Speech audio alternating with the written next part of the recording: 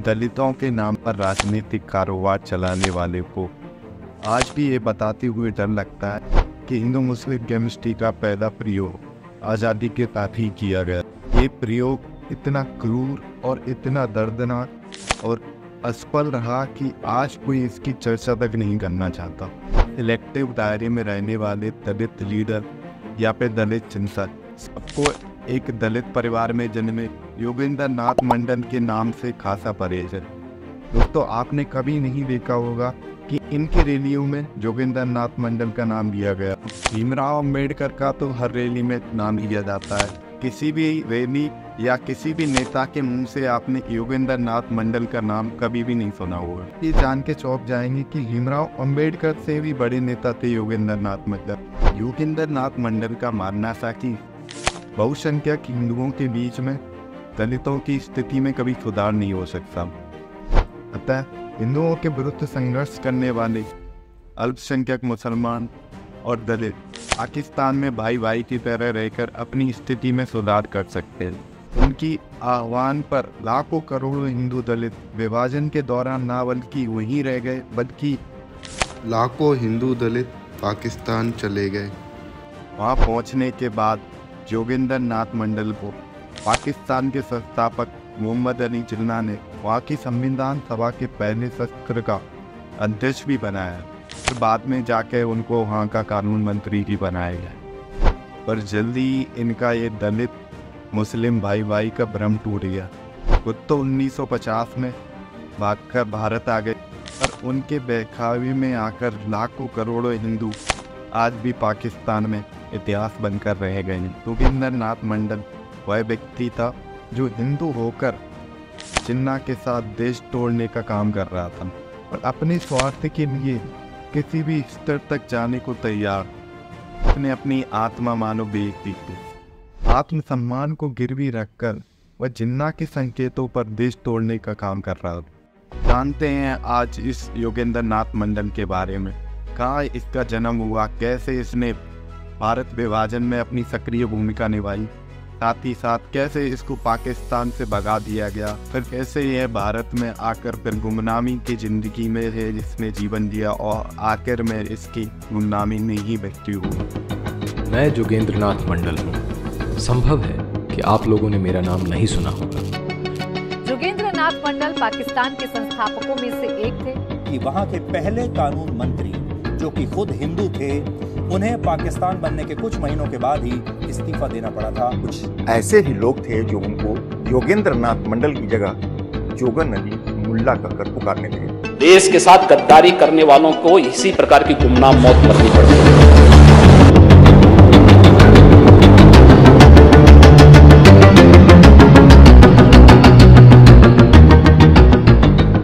योगेंद्र नाथ मंडल का जन्म बंगाल के बारीसाल जिले के मईसकड़ी में हुआ था। इसकी माता का नाम संध्या और पिता का नाम रामदयाल मंडल था।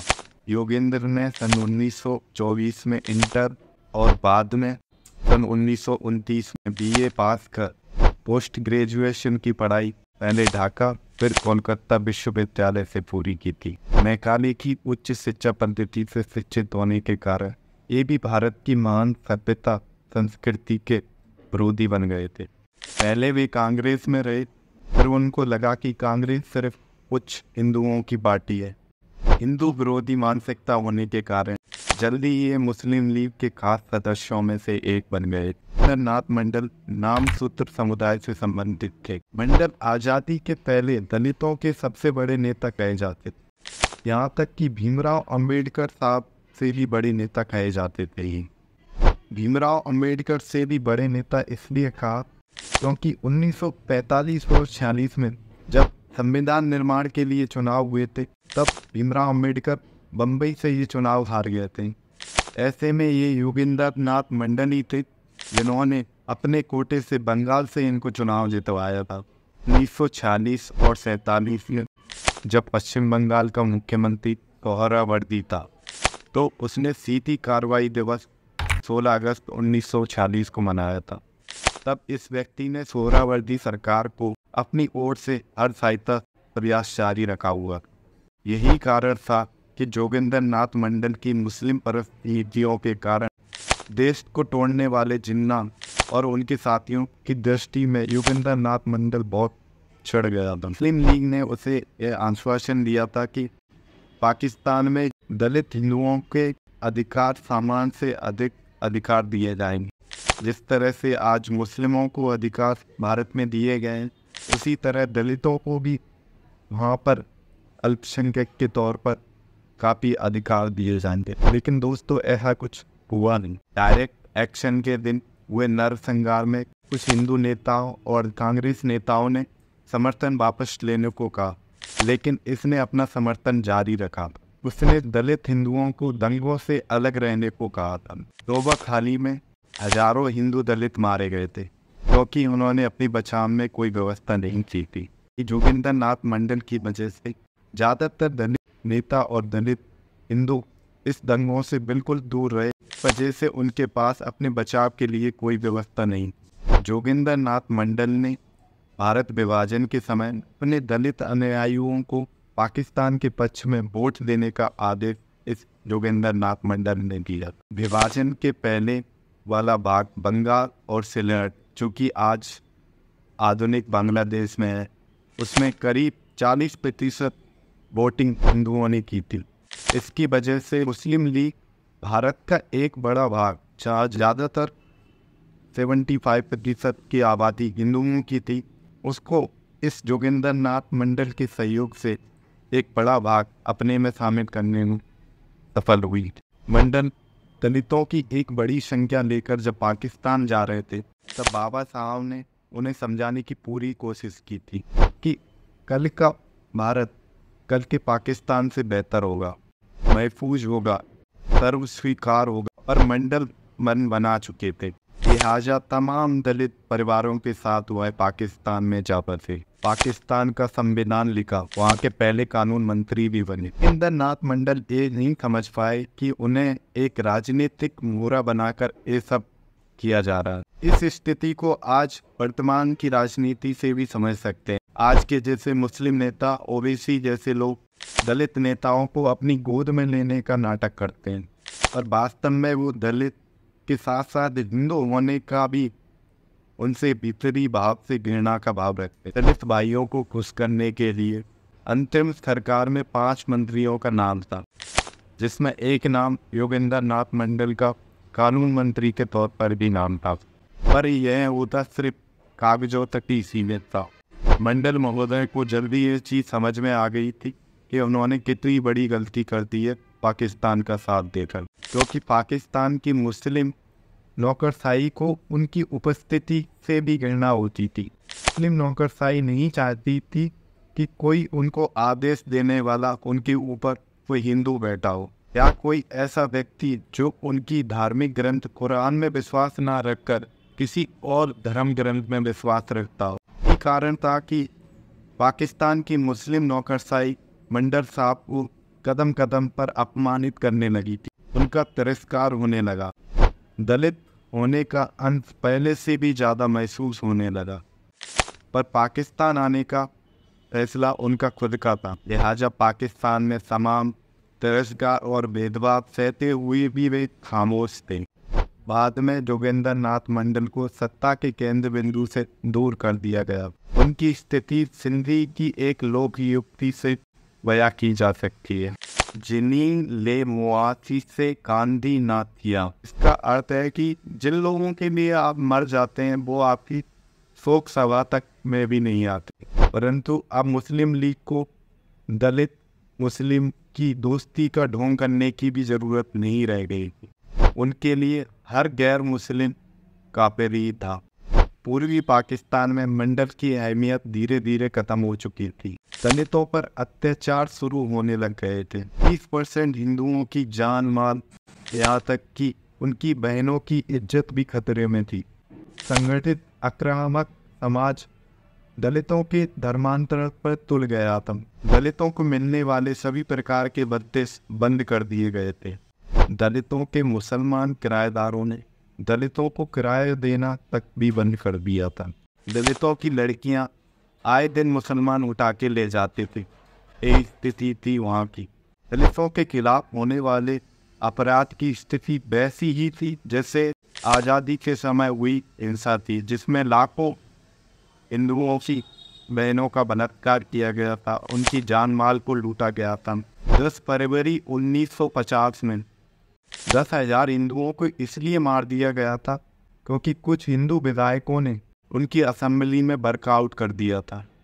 इसी बात को लेकर वहाँ के 10,000 हिंदुओं का नरसंहार किया गया था। आप सोच सकते हो कि उस समय दलित हिंदुओं की क्या स्थिति रही होगी। को लेकर मंडल साहब भी चिंतित थे।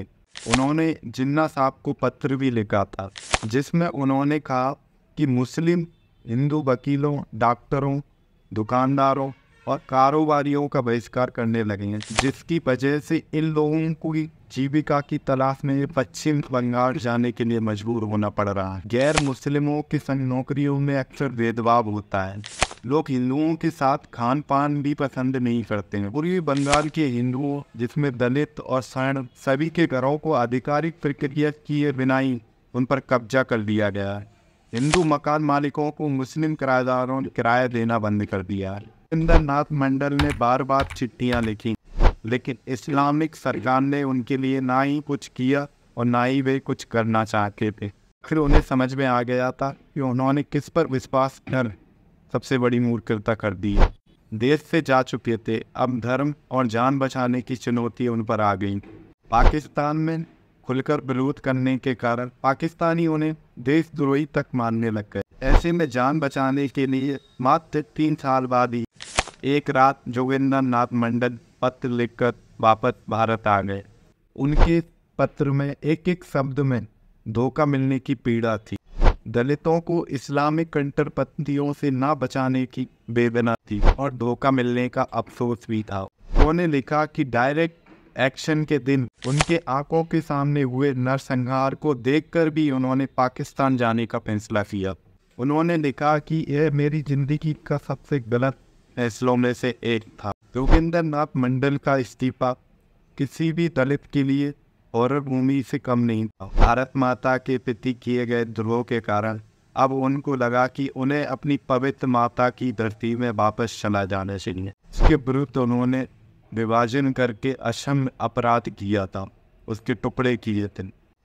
फलस्वरूप 1950 में वह भारत की धरती पर वापस लौट के आ गए। भारत के पश्चिमी बंगाल के बनगामी में वह गुमनामी की जिंदगी जीते रहे। पाकिस्तान के साथ पिछले संबंधों के कारण लोगों ने उन्हें बंटवारे और मौजूदा हालात के लिए उन्हें जिम्मेदार ठहराया था। लोग उनका मजाक उड़ाते थे।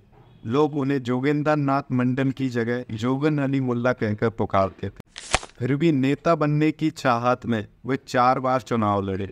वह ये कि चारों बार उनकी जमानत जब्त हुई थी। उन्होंने एक छोटा सा समाचार पत्र या पत्रिका प्रकाशित की थी, लेकिन लोगों ने उनमें कोई खास रुचि नहीं दिखाई। उनके पिछले संबंधों के कारण लोगों का उन पर भरोसा उठ गया था। 18 साल तक अपने किए पर पछताते हुए 8 अक्टूबर 1968 में गुमनामी में ही उनका जीवन समाप्त हो गया।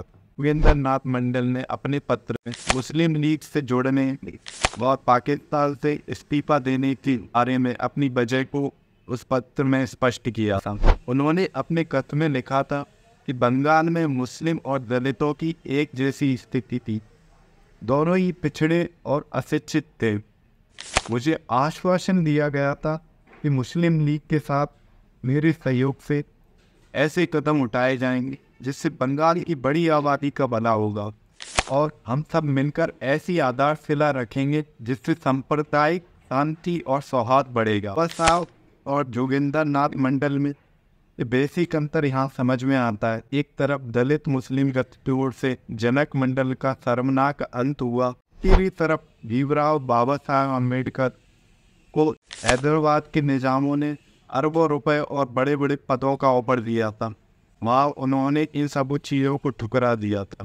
उनका मानना था कि हम इसी भारतीय भूमि से निकली हुई सनातन चेतना से हमेशा जुड़े रहेंगे, राष्ट्र को काटने और तोड़ने का काम बिल्कुल भी नहीं करेंगे। बाबा साहब से कुछ ईसाई मिशनरियों ने भी संपर्क किया। ईसाई मिशनरियों का कहना था कि भीमराव अम्बेडकर साहब कुछ अपने अनुयायियों के साथ आकर ईसाई बन जाएं, लेकिन उन्होंने इस ऑफर को भी ठुकरा दिया था। तो यही अंतर था कि प्रखर राष्ट्रवादी और इस्लाम मिशनरी विरोधी भीमराव अंबेडकर इतिहास में अमर हो गए और मंडन जैसे लोगों का शर्मनाक अंत हुआ। मंडन की वजह से बंगाल के एक बड़ा हिस्सा पाकिस्तान में चला। समय दोस्तों उस बांग्लादेश वाले हिस्से में केवल 27% मुस्लिम था, जबकि 72% के करीब हिंदू वहाँ पर रहने लगे। धीरे धीरे ये परसेंटेज गिरने लगा। 72% से धीरे धीरे यह परसेंट 48% तक आ गया। स्थिति यह है दोस्तों कि आज उस जगह पर हिंदुओं का परसेंट केवल 6% रह गया है। सभी दलितों को या तो मार मूर कर मुसलमान बना दिया गया या उनको वहाँ से भगा दिया गया। आज जो पाकिस्तान में हिंदुओं पर अत्याचार हो रहे हैं, इसमें ज़्यादातर आज दलित जातियाँ ही बची हुई हैं जिन पर आज भी अत्याचार होना लग रहा है। आज की भारत की राजनीति में भारत में जो चल रहे जय भीम की असलियत का अनुमान ही लगाया जा सकता है कि बाद में जो जय भीम बोलने वालों की स्थिति पाकिस्तान में हुई कहीं वैसी ना हो जाए। पाकिस्तान की स्थिति को देखकर अनुमान लगाया जा सकता है कि भीम की ये गठजोड़ जो भारत में चल रही है, कहीं ये पाकिस्तान जैसी स्थिति भारत में ना बन जाए। बाबा साहब ने योगेंद्र नाथ मंडल को लाख बार समझाने की कोशिश की थी कि पाकिस्तान में दलित हिंदुओं की स्थिति भी सही नहीं होगी। आज मंडल महोदय को समाज के सांस्कृतिक पहलू की समझ नहीं थी। समाज को केवल राजनीतिक और आर्थिक चश्मे के पहलू से देखने की उनने सबसे बड़ी गलती की थी, जो उनको बाद में भारी भी पड़ी। आज जो बाबा साहब के नाम पर जय भीम के नारे लगा रहे हैं, उनको ये बात सोचना चाहिए। उनको एक बार राष्ट्रवादी भीमराव अंबेडकर जी को पढ़ लेना चाहिए कि उनकी क्या सोच थी जय भीम को लेकर। या तो उनको इस स्थिति से भी समझना चाहिए कि इस जय भीम की स्थिति का क्या भविष्य है। इस स्थिति से भीमराव अंबेडकर जी ने इनको बचाया, उसी स्थिति को ये दोबारा अपनाने की कोशिश कर रहे हैं, क्योंकि यही फैसला योगेंद्र नाथ मंडल ने लिया था जय भीम का। तो 1950 में भागकर भारत वापस आ गए, लेकिन उनके साथ रहने वाले आज भी लाखों करोड़ों दलित हिंदू आज भी प्रताड़ना का जीवन जी। उनकी स्थिति का हाल क्या है जाके उधर पाकिस्तान में। आज भी ऐसे कई वीडियो आपको देखने को मिल जाएंगी जिनको आज भी उन पर अत्याचार हो रहा है, पर वही दलित अब लगभग समाप्त कर दिए गए। लेकिन पूरी चीज़ों को देखकर एक चीज़ समझ में आती है दोस्तों कि दलित मुस्लिमों का ये गठजोड़ एक मिथक है। इसकी कोशिश करना भी इनको नुकसानदायक साबित होगा। दलित ऐसे भी थे जो उनके पीछे आकर भारत वापस आ गए थे, लेकिन आज उनकी स्थिति शरणार्थी के रूप में बनी हुई है। उन्हीं लोगों के पुनर्वास के लिए आज़ादी के 75 साल बाद कोई सरकार एक कानून लेकर आई थी और ये दलित नेता उसी कानून का विरोध कर रहे थे। कानून को संविधान के नियमों के तहत बनाया गया, इसको पारित किया गया। जिस संविधान को भीमराव अंबेडकर साहब ने बनाया था उसी के तहत प्रक्रिया करके ये कानून बनाया गया। आज वही दलित नेता इस कानून का विरोध कर रहे हैं, मतलब अपने भाई बहनों को भी पुनर्वास के लिए उनको जगह नहीं देना चाहते। आज़ादी के पहले के अपने दलित भाइयों को अब वो भारत का नागरिक भी नहीं बनाना चाहते। ये स्थिति आ गई है जय भीम वालों की। वो लोग जो पाकिस्तान में अपने अत्याचार को लेकर अपने भाई बहन अपनी बहन बेटियों के साथ सब कुछ छोड़कर भारत आ गए, इसी उम्मीद से अपनी भारत माता की गोद में जगह मिली थी। CAA कानून इसीलिए बनाया गया है। पाकिस्तान में जो दलित हिंदुओं पर अत्याचार हो रहा है, जो अपना सब कुछ छोड़कर हिंदुस्तान आ गए, जो कि शरणार्थी के रूप में यहाँ पर उपस्थित है, उनको नागरिकता देकर उनको एक भारतीय बनाने की कोशिश की जा रही है। और इस चीज़ को ये दलित नेता बिल्कुल भी नहीं समझ पा रहे हैं। पाकिस्तान से आए दलित हिंदुओं को अगर भारत अपनी नागरिकता नहीं देगा, नागरिक नहीं बनाएगा, तो ये कहाँ जाएंगे? मुस्लिम देशों में, जो चारों तरफ मुस्लिम देश हैं, वहाँ पर इनको शरण मिलेगी, वहाँ पर इनको नागरिकता मिलेगी? नहीं। भारतीय एक देश है, इनको जो नागरिकता दे सकता है। CAA के जरिए ये काम किया जा रहा है कि योगेंद्र नाथ मंडल जैसे लोग बहकावे में आकर या पर निजी स्वार्थ के लिए अगर चले भी गए थे, तो वापस आकर उनको शरण देना भारत का ही कर्तव्य था। उनको शरण दी भी। ऐसे ही लोग हैं जो पाकिस्तान से आकर सीए के जरिए नागरिकता मिलनी जा रही है, उनको ये लोग विरोध करके उनको नागरिकता ना देकर इनके साथ अन्याय ही कर रहे हैं। भारत के मासूम दलितों को ये पता नहीं है कि वो किस चीज़ का विरोध कर रहे हैं, वो अपने भाई बहनों का ही विरोध कर रहे हैं। क्योंकि मायावती, चंद्रशेखर आज़ाद, प्रकाश अम्बेडकर, उदित राज, जिग्नेश मेवावी जैसे नेताओं की बात मानकर इसका विरोध नहीं करना चाहिए। राजनीतिक कारोबार चला रहे हैं, इनको कोई मतलब नहीं है कि तुम्हारे ये भाई बहन हमारे दलित हैं, जिन्होंने हमें इतना बड़ा नेता बनाया ये वही दलित लोग हैं। इनको अपनी सिर्फ राजनीति से मतलब है, इनको बस सत्ता में बैठे लोगों का विरोध करना है। कि अगर सत्ता में बैठे लोगों का विरोध नहीं करेंगे तो सत्ता में कैसे आएंगे, अपना पेट कैसे बढ़ेंगे। इनको कोई मतलब नहीं है तुमसे और तुम्हारे भाई बहनों। जाहिर है पाकिस्तान दलितों के लिए वैसा देश नहीं बना जैसा जोगेंद्र नाथ मंडल ने सोचा। उनने सोचा था कि पाकिस्तान एक डेमोक्रेटिक कंट्री बनेगा। उनका सोचना था कि दलित भी हिंदुओं से मुक्त हो जाएंगे, मुसलमान भी गरीब हैं और दलित भी गरीब हैं, दोनों मिलकर एक लोकतांत्रिक देश बनाएंगे जिसमें उन्नति होगी और किसी भी धर्म का कोई प्रभाव नहीं होगा। क्योंकि पाकिस्तान के मुसलमान भी हिंदुओं की धार्मिक नीतियों से दूर हो जाएंगे, इसलिए दोनों मिलकर बड़े ही तेज़ी से आगे बढ़ेंगे। लेकिन वो ये बात भूल गए कि वो जिस देश के साथ जुड़ने जा रहे हैं वो देश एक इस्लामिक देश के तौर पर बना था, जहाँ सबसे पहले कानून से पहले कुरान को लिया जाता, जहाँ संविधान से पहले कुरान को पढ़ा जाता है। वो देश संविधान से नहीं कुरान से चलने वाला। भारत पाकिस्तान के विभाजन की बात तो बीती हो चुकी है, लेकिन आज भी तुलनात्मक रूप से देखा जाए भारत पाकिस्तान से कई गुना आगे बढ़ चुका है। भारत में दलितों को 52,000 करोड़ रुपए का बजट मिला है, आरक्षण प्राप्त है, दुनिया भर में किसी भी देश से ज़्यादा सुविधाएं और अनुकूलता प्राप्त हैं। क्योंकि भारत में तो लोगों ने बाबा साहब भीमराव अम्बेडकर के द्वारा बनाया गया संविधान को अपनाया, लेकिन पाकिस्तान में ऐसा कुछ देखने को नहीं। दलितों को वहाँ पर ठेका दिखाकर ही वहाँ से भगा दिया गया, उन्हें धर्मांतरण करके इस्लाम में कन्वर्ट किया जा रहा है। ना ही उन्हें बोलने की आज़ादी है, ना ही उन्हें लिखने की आज़ादी है, ना ही किसी राजनीतिक पद पर आने की अनुमति है। सिर्फ धर्म को और आतंकवाद को ही बढ़ावा दिया गया, जो कि बिल्कुल भी लोकतांत्रिक तौर से काम नहीं किया। पाकिस्तान के जो प्रमुख लीडर थे उन्होंने पाकिस्तान के लोगों, चाहे वह दलित हों चाहे मुस्लिम हो, उन्होंने अपने तौर पर उनका इस्तेमाल किया। उन्हें धर्म का पाठ पढ़ाकर उन्हें बेवकूफ़ बनाया गया। ऐसा ही इस्तेमाल उन्होंने दलितों को किया।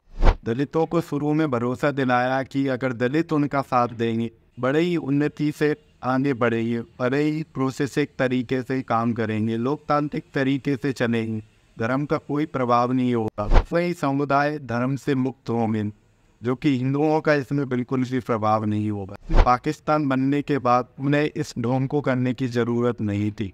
उन्हें अपनी प्राथमिकता पर पहले धर्म को रखना ही जरूरी समझा।